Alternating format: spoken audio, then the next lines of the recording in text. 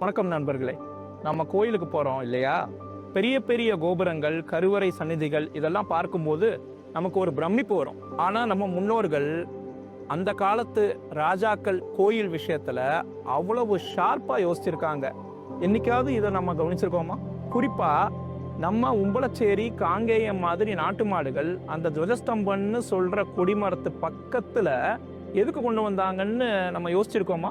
அந்த மாடுகள் மூலமா அந்த இடமே ஒருவித அமைதியான பாசிட்டிவ் வைப்ரேஷன்ஸ் நிறைஞ்சிருக்குமா. அதாவது அங்க இருக்கிற ஆன்மீக சக்தியை அது சமநிலைப்படுத்தி அந்த இடத்தையே தூய்மைப்படுத்துமா. அதனால கோயிலுக்கு வர மக்கள் சாமி கும்பிட்டு தெய்வீக அருளை பெறதோட போனஸா இந்த மாடுகள் மூலமா ஒரு மன நிம்மதியும் கிடைச்சிருக்கு. நம்ம கோயிலும் நாட்டு மாடுகளும் ஒன்னா சேர்ந்தா அங்க ஒரு முழுமையான தெய்வீக சக்தி கிடைச்சிருக்குன்னு நம்ம ராஜாக்களுக்கு நல்லாவே தெரிஞ்சிருக்கு. நம்ம நாட்டு மாடுகளோட இந்த அற்புதமான சக்தியையும் அந்த மாடுகள் நமக்கு கொடுக்கிற நன்மைகளையும் சரியா புரிஞ்சுக்கிட்டு நம்ம நாட்டு மாடுகளை மதிப்போம். அடுத்த வீடியோல இன்னும் நிறைய சுவாரஸ்யமான விஷயங்களோட உங்களை சந்திக்கிறேன். நன்றி.